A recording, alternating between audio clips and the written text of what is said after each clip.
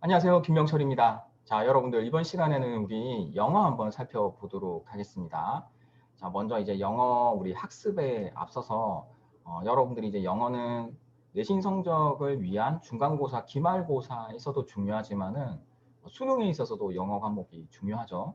근데 이제 수능이 다른 어떤 국어나 수학과 달리 절대평가로 이루어지잖아요. 그래서 먼저 우리가 수능 영어 절대평가가 가지고 있는 의미, 그리고 정시에 있어서 영어 절대평가를 각 대학이 어떻게 반영하는지 이거 간단하게 살펴보고 우리 본격적으로 한번 들어가 보도록 하겠습니다. 자, 한번 먼저 볼게요. 수능 영어 절대평가는 여러분들이 뭘 먼저 봐야 되냐 하면은 여러분들이 지원하고자 하는 대학에 있어서 정시에 있어서 절대평가를 어떻게 반영하는지를 먼저 한번 참고를 해볼 필요가 있어요.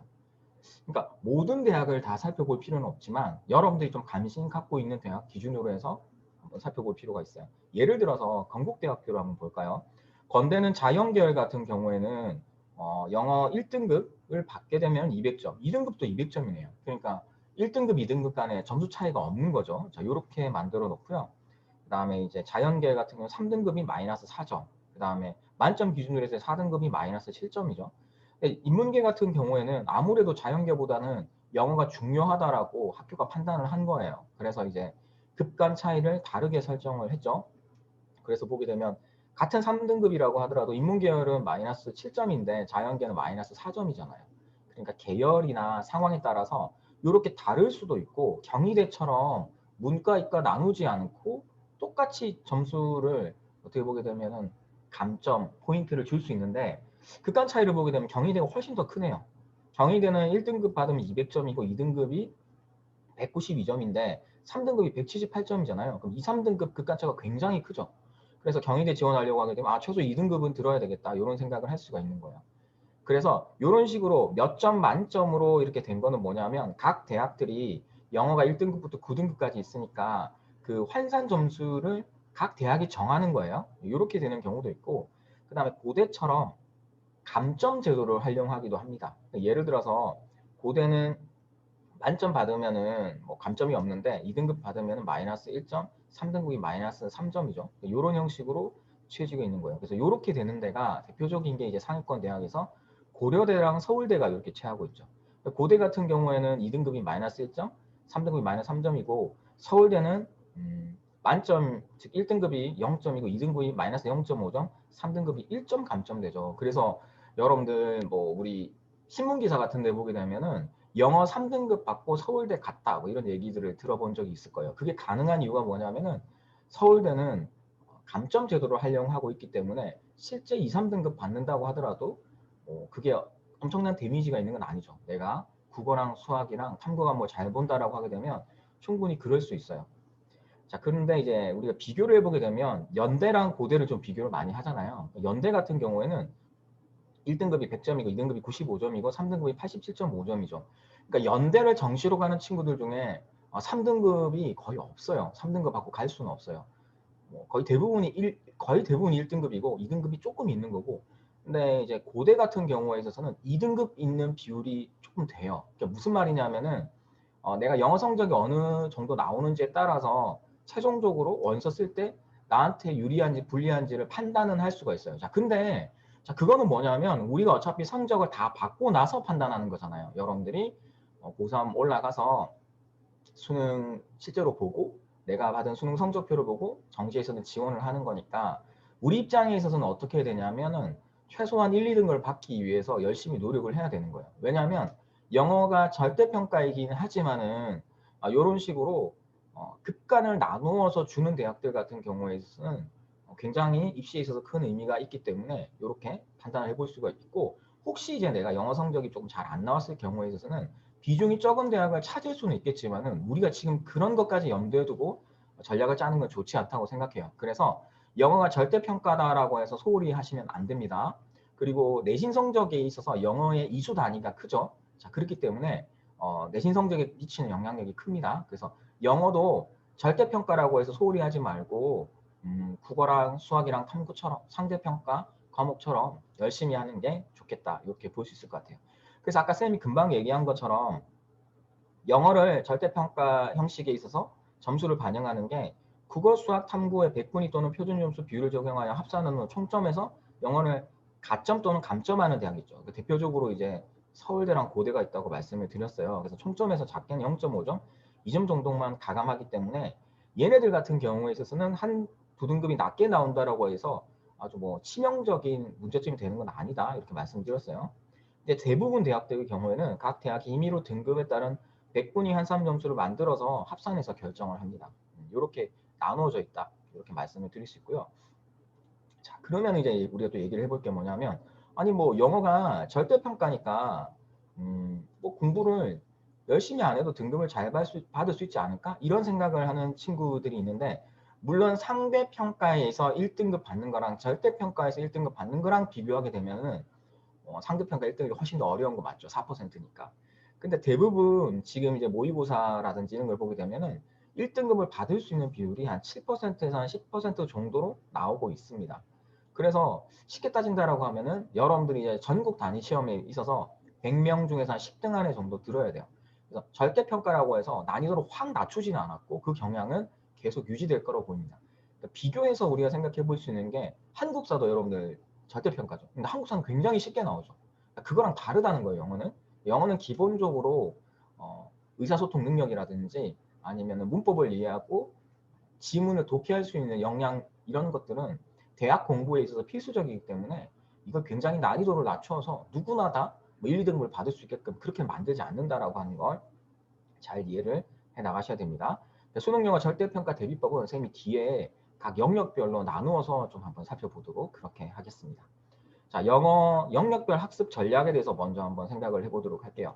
영어가 우리가 생각을 해보게 되면은 뭐 수능도 그렇고 내신도 그렇고 각 과목별로 중점을 두고 있는 그런 게 있죠. 우리가 뭐 영어 내신 시험 과목을 보더라도 뭐 영어 문법, 뭐 영어 독해와 작문 이런 식으로 과목이 설정되어 있는 경우도 있고 수능도 뭐 듣기 파트 있고 뭐 독해 파트가 있고 독해 파트도 문제 유형에 따라서 좀 차이가 있는 거죠. 그래서 선생님이 나누어서 한번 생각을 해볼게요. 자, 먼저 듣기를 한번 가보도록 할게요. 듣기는 흔히 말해서 나중에 이제 고3 올라가서 수능 모의고사를 보시면 아시겠지만은 흔히 말해서 체감 연계율이 좀 높습니다. 체감 연계율이라고 하는 건 뭐냐면 EBS 교재에서 본수능과 연계되는 그런 비율을 얘기를 해요. 물론 이제 2022학년도부터 EBS 연계율이 좀 낮아지기는 해요. 그렇지만 이제 듣기 파트 같은 경우에 있어서는 기본적으로 나오는 패턴이라든지 상황 이런 것들이 반복적으로 출제가 되고 있습니다. 자, 그렇기 때문에 필수적인 상황에 있어서 필수적인 어휘나 표현들을 여러분들이 정확하게 숙지하고 적용해 나가는 게 굉장히 중요합니다. 그리고 듣기는 몰아서 공부하는 것보다 당연하지만 영어가 원래 그렇긴 하지만은 매일 조금씩 하는 게 되게 좋습니다. 그래서 매일 규칙적으로 10분이라도 듣기 시간에 듣기를 하고 활용을 해 나가는 게 중요해요. 자, 이때 중요한 거는 처음에 이제 여러분들이 듣기 공부를 할 때 문제를 풀잖아요. 그 문제를 풀고 완전 클리어하게 들리는 것도 있고 좀 안 들리는 것도 있겠죠. 그러니까 안 들리는 이유가 뭘까요? 여러분들이 그 가장 큰 이유는 뭐냐면 어휘를 모르거나 표현을 모르거나 이런 상황이 있는 거고 그 다음에 그 사운드 컴퓨징이라고 해서 소리에 대한 혼돈, 내가 그 소리라고 하는 의미 단위군이 가지고 있는 것들을 정확하게 캐치를 못해서 그럴 수도 있어요. 그래서 그 소리와 단어나 표현 간의 매칭성을 높이는 게 되게 중요하거든요. 그래서 내가 한번 들어보고 그 다음에 스크립트를 한번 보고 나서 내가 어휘나 표현을 익히고 다시 들어보면서 그 소리 의미군이랑 소리랑 의미를 이렇게 결합시키는 작업이 되게 중요합니다. 그렇게 해서 하나하나 적용을 해나가면 좋을 것 같아요. 그래서 듣기도 약한 친구들 같은 경우에는 꾸준히 겨울방학 때부터 체계적으로 하나하나씩 해나가면 좋을 것 같아. 자, 이렇게 생각이 들고요. 자, 그 다음에 이제 어휘죠. 사실 영어에 쌤 생각할 때 영어의 반 이상은 어휘라고 생각이 들어요. 자, 왜냐하면 조금 이따 얘기하겠지만은 영어를 잘하기 위해서는 기본적으로 문법이 중요합니다. 왜냐하면 문법은 문법 그 자체가 아니라 독해를 위한 문법이죠. 그래서 문법이 중요하고 2단계로 해야 될 게 뭐냐면 구문 독해예요. 그 문법적인 사항이 구문에 어떻게 나오는지를 파악하는 구문 독해를 하면서 세 번째 종합 독해를 해 나가는 거거든요. 근데 이 과정에 있어서 소스가 되는 게 어휘잖아요. 그래서 여러분들이 이제 어휘 공부를 꾸준히 계속 체계적으로 해 나갈 필요가 있다. 이런 생각이 듭니다. 근데 여러분들도 이제 영어 공부에 대해서 뭐 다른 영상이라든지 아니면 선배들한테 얘기를 들었을 때 어휘 어떻게 공부하는 게 좋을까 이런 고민들을 해보신 적이 있을 것 같아요. 방법은 크게 나누면 두 가지 정도로 생각을 할 수 있어요. 그래서 시중에 나와 있는 어휘집이라고 있죠. 어휘 단어집. 그래서 뭐 수능에 나오는 단어 3,000개 정도 뭐 모아놓은 어휘집도 있고, 그래서 그 어휘집을 가지고 어휘를 공부하는 방법도 있을 수는 있어요. 자, 그런 방법이 있을 수 있고, 두 번째는 뭐예요? 여러분들이 이제 독해 공부를 하잖아요. 독해나 문법 공부를 하면서 내가 모르는 어휘 같은 경우에 수첩에 쓴다든지 아니면 그걸 내가 외우고 진도를 나간다든지 그러니까 이런 방법이 있잖아요. 그러니까 두 가지 방법이 있는데 선생님이 생각했을 때는 이게 뭐가 좋다, 반드시 이렇게 된다라고 하는 건 없는 것 같아요.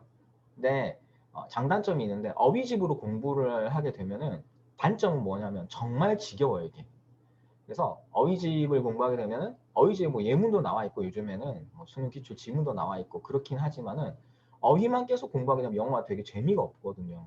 근데 장점은 뭐냐면 이걸 한번 마스터를 하게 된다라고 하게 되면 일정 수준의 독해를 할 때 굉장히 편해요.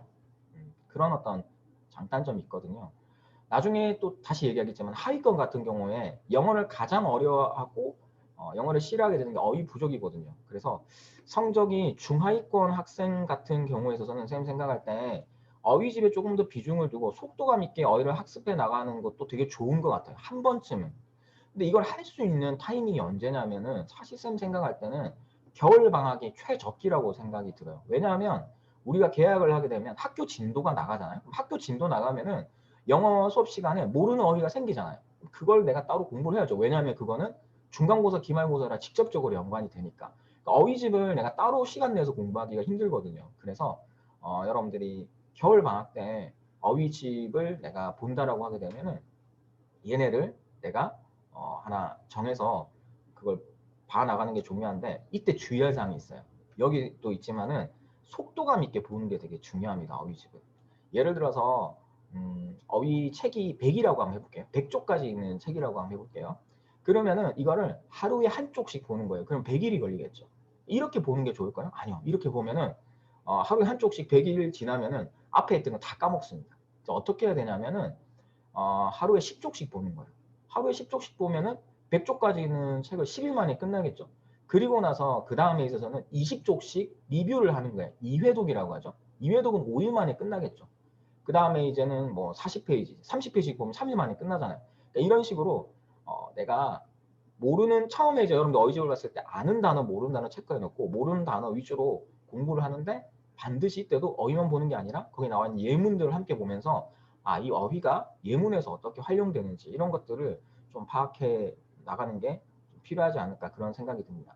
자, 근데 이제 또 상위권 친구들 같은 경우에는 어휘집을 보게 되면은 어휘가 단어가 한 1000개가 있다. 근데 내가 그 중에 한 700개를 안다라고 하게 되면 아는 거는 다 제끼고 모르는 거 중심으로 한번 정리하는 것도 의미가 있어요. 그럼 시간이 훨씬 더 단축되겠죠. 그래서 어휘집 학습은 선생님이 생각할 때 한 번쯤은 한번 해보는 것도 나쁘지 않다라고 하는 거고 사실 그거는 제대로 할 수 있는 거는 겨울 방학이다. 그래서 올 겨울 방학에 여러분들이 영어 공부를 할 때 내가 부족한 부분을 뭘 메워야 될지를 스스로 잘 한번 생각을 해보세요. 친구들마다 상황이 다 다를 거예요. 어휘가 약한 친구들은 이렇게 해보는 게 좋을 것 같고 그 다음에 이제 우리가 어휘집을 통한 어휘 공부 말고 여러분들이 아까 선생님 얘기했지만은 독해라든지 뭐 텍스트, 교과서 텍스트 공부할 때 모르는 단어가 나온다라고 하게 되면 여러분들이 그거를 억지로 외우려고 하기보다는 영어는 계속 반복하는 게 되게 중요하죠. 그러니까 쌤이 얘기하는 게 어떻게 보게 되면 당연하면서도 진리예요. 그래서 보통 뭐 수첩이라든지 노트에 이런 데 써놓고 쉬는 시간이나 점심시간, 등하교 시간에 계속 보는 거예요. 보면서 내가 한번 단어를 얘기 한번 해보기도 하고 속으로 한번 얘기를 해보기도 하고 그런 식으로 내가 신속도를 가져나가는 게 중요합니다. 억지로 외우려고 하는 것보다 똑같은 단어를 한 100번 정도 얘기 한번 해보세요. 외워집니다. 그런 식으로 자연스럽게 내가 숙지될 수 있도록 하는 게 필요하다. 이렇게 말씀을 드리고 싶습니다. 자, 어휘는 이렇게 말씀을 드렸고요. 자, 세 번째는 문법이에요. 선생님은 기본적으로 문법이 중요하다고 생각을 하는 사람입니다. 물론 문법이 중요한 거는 두 가지 측면이 있어요. 일단 내신 시험에 있어서 문법이 중요합니다. 내가 문법을 정확하게 알아야지 뭐 주관식 시험이라든지 내신에 있어서 뭐 문제 풀 수 있는 그런 것들도 안정적으로 많이 생기는 거거든요. 그래서 그런 면에서 내신 대비를 위해서 문법이 중요하다는 게 첫 번째고요. 자, 두 번째는 뭐냐면 수능에 있어서 문법이 메인으로 나오지 않죠. 뭐 문법이 뭐 30% 40% 나오고 그렇지 않잖아요. 근데 중요한 거는 문법을 배우는 이유는 문장을 정확하게 이해하고 해석하기 위해서 배워야 돼요. 반드시 배워야 됩니다. 그리고 그걸 내가 자연스럽게 활용할 수 있어야 돼요. 그래서 그런 면에 있어서 문법을 정확하게 적용을 해야 된다라고 하는 거예요. 여기 나와 있는 화면에 나와 있는 이 문제가 고1 수능 모의고사에서 나왔던 거거든요. 그래서 여러분들 이 텍스트를 한번 읽어보세요. 이거를 내가 해석이 한 번에 안 된다라고 하게 되면은 어휘 문제일 수도 있지만 문법 문제일 수도 있습니다. 그래서 이 문장을 해석하기 위해서는 여기 나와 있는 이 가주어, 진주어 구문이나 아니면 전치사나 관계대명사, 접속사 이런 개념들을 이해를 해야 되거든요. 그래서 여러분들이 뭐 우리가 어휘뿐만 아니라 그 문법에서 독해를 위한 문법에 있어서 중요한 뭐 관계대명사라든지 접속사 아니면 뭐 접속사 아니면은 뭐 비교적인 비교 표현, 가주어, 진주어 이런 것들을 기본적으로 습득을 잘 하셔야 됩니다. 문법은 쌤이 뒤에 좋은 강좌를 하나 추천을 해줄 테니까 올겨울 방학 때 이거 한번 마스터를 해보면 좋지 않을까 생각이 듭니다. 자, 그 다음에는 구문독해예요. 자, 구문독해라고 하는 거는 뭐냐면은 우리가 이제 그 어휘를 내가 알고 그 다음에 그거를 기본적으로 독해에 적용을 하는데 구문 독해라고 하는 거는 문법 사항이 적용된 독해예요. 문법 사항. 내가 배운 문법 사항, 즉 관계 대명사를 배웠어요. 그래서 선행사를 포함하는 뭐 관계 대명사, what 같은 걸 배웠단 말이죠. 그러면은 그게 실제 구문에 있어서 문장에 있어서 어떻게 나와 있는지 몇 가지 비슷한 문장들이 나열되어 있는 그런 것들, 그런 책이 이제 구문 독해라고 하는 거죠. 그래서 그런 것들을 공부를 하는 거예요. 사실 구문 독해를 하는 이유는 뭐냐면은 문법을 좀 더 탄탄하게 적용해 보기 위한 거예요. 그래서 이게 좀 어느 정도 체계적으로 완성되면 지문 독해나 종합 독해가 스피드가 올라가는 거거든요. 그래서 아는 것에 만족하지 말고 동일 구문을 새로운 문장에 적용하실 때까지 계속 연습해 나가는 게 필요합니다. 이것도 EBS 강좌가 있기 때문에 좀 이따가 추천을 해드리도록 하겠습니다. 자, 그 다음에 이제 지문 독해인데 지문 독해는 그야말로 실전적인 연습이죠. 자, 근데 지문 독해할 때 중요한 게 수능도 그렇고 내신에 있어서 중요한 거는 이 트랜슬레이션 시험이 아니죠. 단순한 번역 시험이 아니고 comprehensive comprehension, 종합적인 이해 능력 시험이거든요. 그래서 여러분들이 그동안에 갈고 닦았던 기본적인 어휘, 기본적인 문법, 그 다음에 문법을 통해서 닦은 구문 독해, 이 실력을 적용할 수 있어야 돼요. 그러니까 적용해서 지문에서 의미하고자 하는 핵심적인 주지라든지 그 주지를 뒷받침하는 근거가 논리적으로 어떻게 구성되어 있는지를 정확하게 파악하는 연습을 해야 됩니다. 이게 이제 실전적인 연습이죠. 그래서 이런 것들이 다 사이클이 맞게끔 맞물려져서 돌아가는 게 되게 중요하다. 이렇게 보시면 될 것 같아요. 그리고 이제 이 종합적인 독해를 할 때는 가장 중요한 건 글의 주제 및 요지입니다. 글의 주제 요지가 어떻게 흘러가는지 그리고 논리 전개 방식이 중요하고 이런 걸 파악을 하면서 공부를 하고 그 다음에 아까 얘기한 것처럼 내가 이 텍스트를 하나 봤을 때 모르는 어휘가 있다라고 하게 되면 그걸 점검을 하는 게 되게 중요하죠. 그리고 쌤님 생각할 때 이 네 번째도 되게 중요하다고 생각해요. 쌤님이 국어 할 때도 말씀을 드렸는데 여러분들 문제집을 공부를 하는 이유는 뭐냐면은 내가 부족한 게 뭔지를 확인하는 거고 그 부족한 걸 확인했다라고 하면 다시는 그 부족한 걸 틀리지 않게끔 그걸 메우기 위해서 공부를 하는 거거든요. 그러니까 여러분들이 만약에 문제를 풀었을 때 틀린 문제도 있을 거고 찍어서 맞춘 문제도 있을 거고 여러분들 생각했을 때 와 이건 진짜 어렵다. 와 이렇게 추론을 해서 문제를 풀어야 되는 거구나. 빈칸 추론을. 이런 문제도 있잖아요. 그리고 반드시 표시를 해두셔야 됩니다. 자, 표시를 해두시고 나서 그래서 굉장히 어려운 문제 내가 다시 나와도 틀릴 만한 문제들은 뭐 빨간 형광펜 요 정도는 중요하긴 하지만 나는 맞출 수 있을 것 같아. 그러면 노란 형광펜 이런 것처럼 체크를 해두고 이것도 일정 기간을 두고 복습을 해 나가는 게 중요합니다. 내가 예를 들어서 월요일부터 금요일까지 5지문씩을 공부를 했어요. 그럼 25지문을 공부를 한 거죠. 그럼 토요일, 일요일 날 한번 복습을 하는 거예요. 시간 한두 시간 내서. 그러면 내가 체크가 되어 있는 문제가 있죠. 자, 그걸 보면서 지문이나 아니면 정답을 도출하게 된 과정들을 내가 종합적으로 연결해서 공부를 해보는 거죠. 자, 그게 복습이에요. 영어는 문제집을 그냥 한번 풀고 버리면 안 됩니다. 그래서 내가 그런 어떤 다져나가는 그런 어떤 복습들이 되게 중요하다. 이렇게 생각이 듭니다. 그다음에 이제 문제풀이 한번 말씀드릴게요. 문제풀이라고 하는 게 아까 말씀드린 종합 독해가 이제 기본적인 사항이 되는 거죠.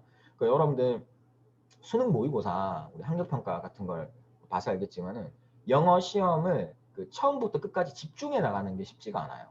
여러분들 또 문제를 계속 풀어야 되니까 풀다 보면은 힘들고 그다음에 딴 생각 나고 진짜 빨리 끝났으면 좋겠다 이런 생각들이 들 거예요.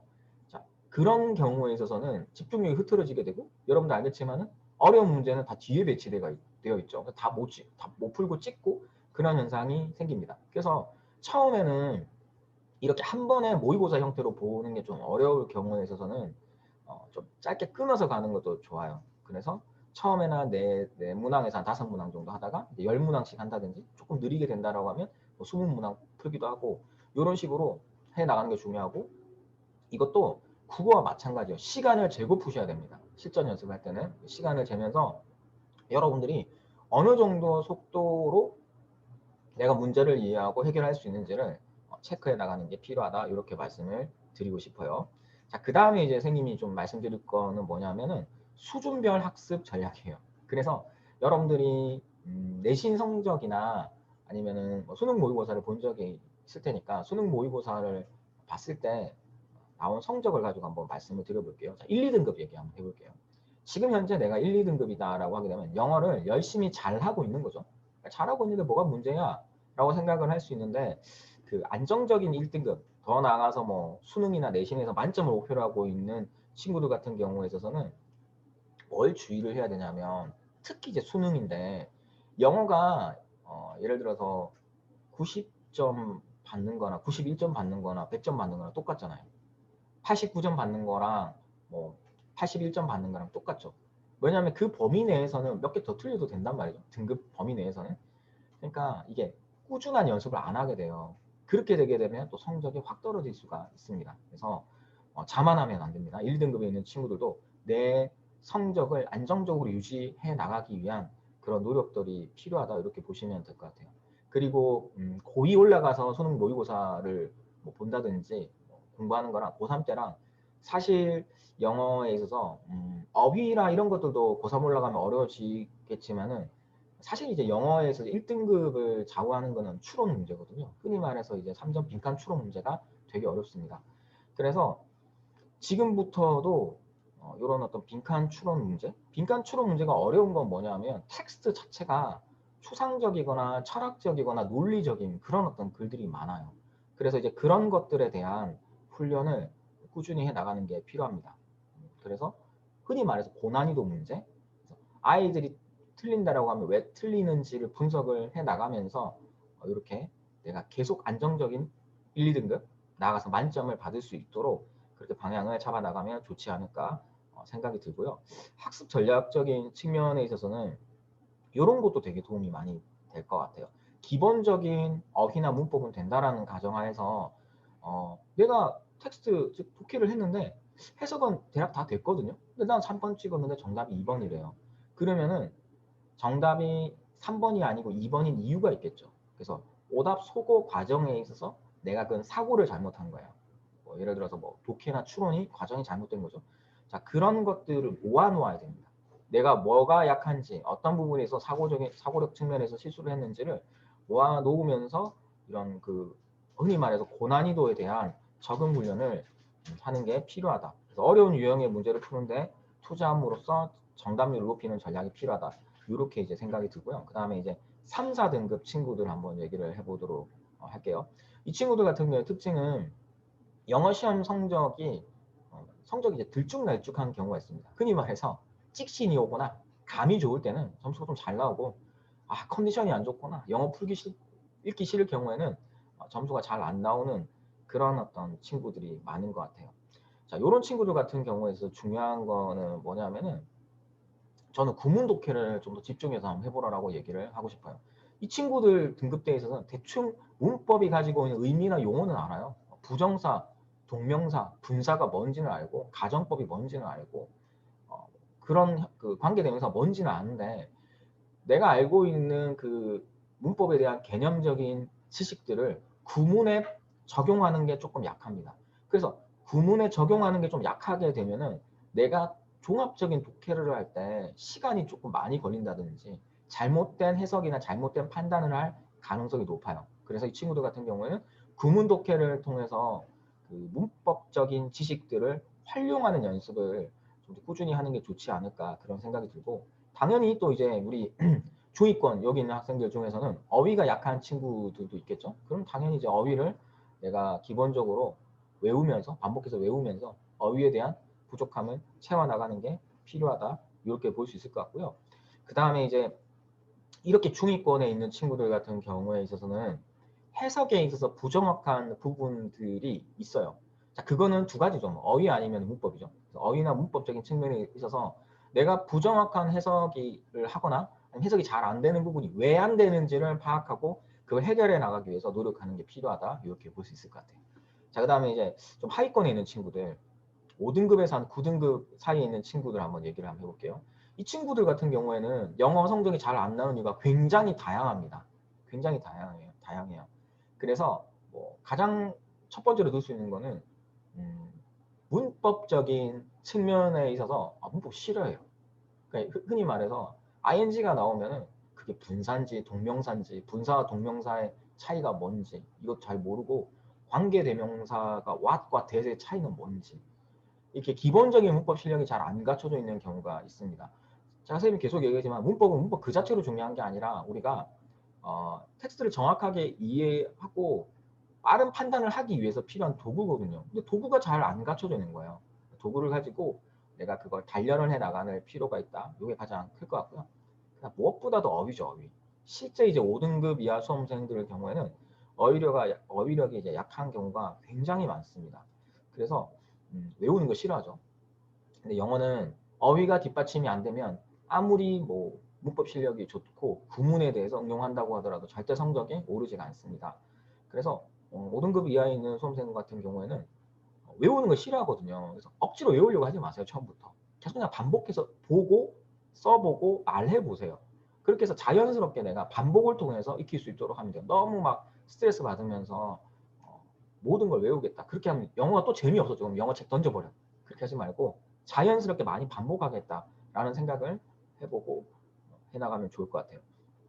그리고 독해인데 그 독해를 안 할 수는 없죠. 왜냐하면 어휘나 문법 공부만 하면 또 영어가 재미없고 그 적용되는 것들을 봐야 되거든요. 그럼 독해를 하게 되면 너무 어려운 지문이나 이런 걸 패스하시고요.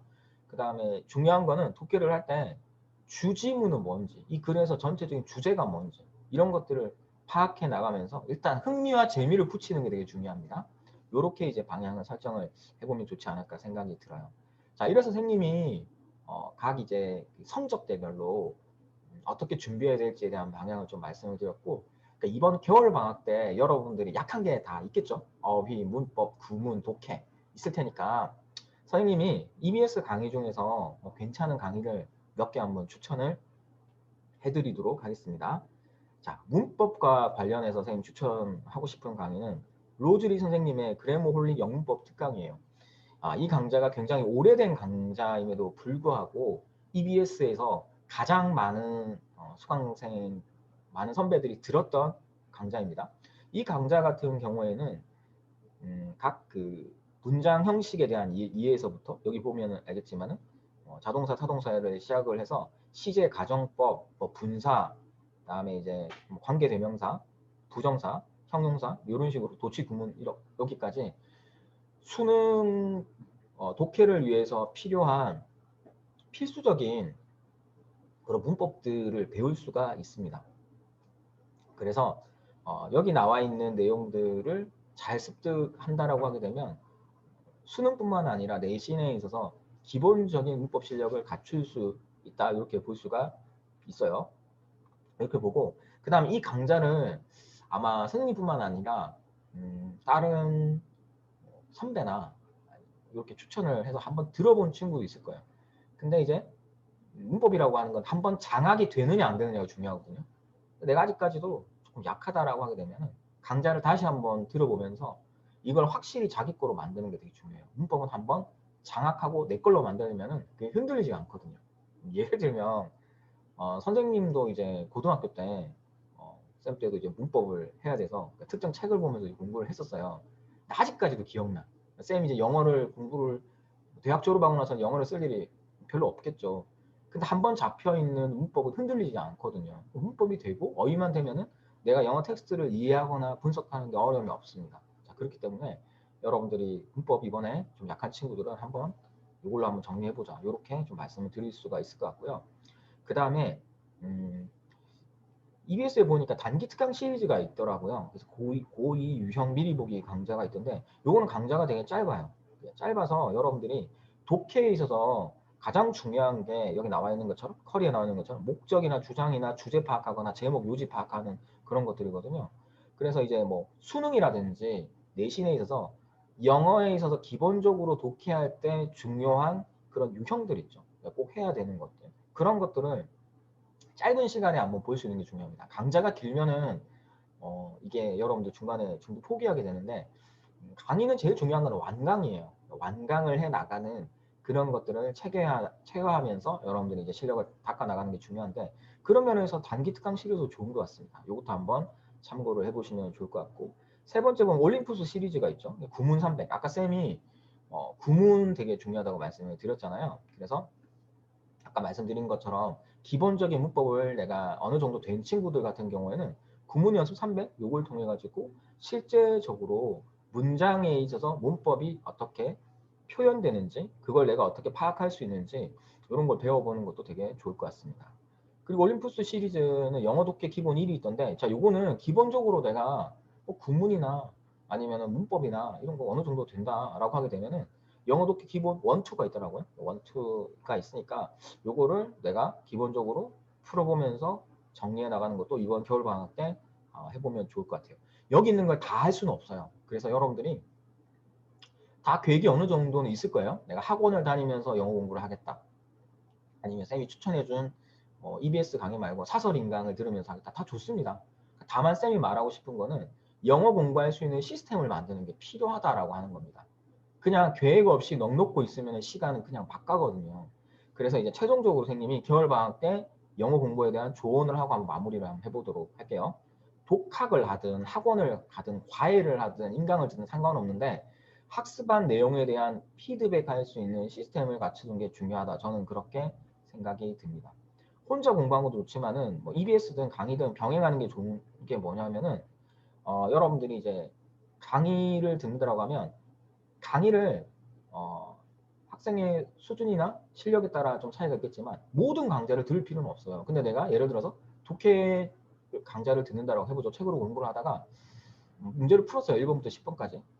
그래서 1번부터 10번까지 풀고 2번, 7번이 틀렸어요. 근데 2번, 7번이 틀렸는데 1, 3, 4는 확실히 알 것 같아요. 내가 해설을 봐도 그렇고 확실히 알 것 같아요. 그럼 1, 3, 4와 관련한 부분은 강의를 안 들으셔도 돼요. 내가 틀렸는데 좀 애매하거나 왜 이렇게 접근할 수 있는지가 애매한 거면 상위권 친구들 같은 경우 2번, 7번만 찍어서 들어도 됩니다. EBS 이런데 아니면 다른 강좌들든 이게 뭐냐면은 나 혼자 해결하려고 듣는데 걸리는 시간 뭐 이런 것들을 줄일 수 있고 피드백을 받을 수 있는 거죠. 왜냐하면 그 강의를 통해서 선생님들의 강의를 듣는 이유는 뭐냐면은 내가 푸는 방법 그다음에 선생님들이 푸시는 방법 이걸 비교해 볼 수 있는 거거든요. 내가 푸는 방법보다 좋은 게 있으면 배우면 되잖아요. 그래서 강의를 통해서 내가 그 가지고 있는 약점이 뭔지 이런 것들을 피드해 볼 수 있게끔 하면 좋다. 이렇게 말씀을 드리고 싶고요. 그 다음에 이제 뭐 만약 강의를 듣는 친구들 같은 경우 예습을 꼭 하는 게 좋습니다. 저는 그렇게 생각하거든요. 예습을 안 하게 되면 어떤 현상이 생기냐면 선생님이 푸는 거 구경하고 있어요. 인강을 통해서. 아니면 형광도 마찬가지고요. 기본적으로는 예습을 하면서 이 문장이 앞에 주제문과 어떤 연관이 있지? 이 단어가 그래서 무슨 의미로 쓰이지? 이 문장은 정확히 어떤 의미지? 내가 모르는 것들을 조금 체크를 해놓고 듣고 판단을 해보면 좋을 것 같습니다. 아까 말씀드렸지만 실력이 일정 수준 되는 친구들은 예습 통해서 내가 아는 거다, 확실한 거다라고 하는 그 부분은 안 듣고 패스해도 돼요. 강의를 듣는 게 중요한 게 아니라 내 걸로 만드는 게 되게 중요하다 이렇게 생각이 듭니다. 영어는 제일 중요한 게 복습이죠. 강의를 듣고 나면 내가 해야 될 것들이 명확하게 남아요. 내가 체크되어 있는 것들. 내가 확실하게 파악이 안 되는 영어 구문들, 문장들 이런 것들을 다시 한 번 더 내가 독해를 해본다든지 그 다음에 여러분들을 끝까지 괴롭히는 어휘들 이런 것도 꼭 정리를 해 나가는 게 필요합니다. 그래서 이렇게 시스템화를 해서 여러분들이 하나하나 실력을 쌓아 나가는 게 중요하다. 이렇게 말씀을 드리고 싶습니다. 자, 영어를 잘하기 위해서는 뭐 모든 공부가 마찬가지겠지만은 꾸준히 여러분들이 가지고 있는 실력을 키워 나갈 수밖에 없어요. 영어는 굉장히 정직한 과목이라고 얘기를 하잖아요.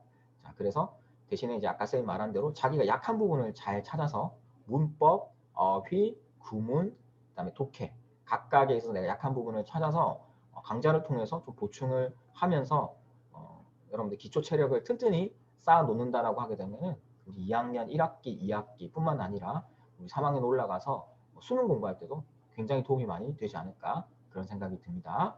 자, 오늘 여러분들과 함께 영어 공부 방법론 한번 살펴봤고요. 여러분들 겨울방학 잘 보내시고 이번에 영어 정리 잘해서 우리 내신에 있어서도 다음 학기 대박 나고 수능도 잘 볼 수 있도록 그렇게 합시다. 감사합니다.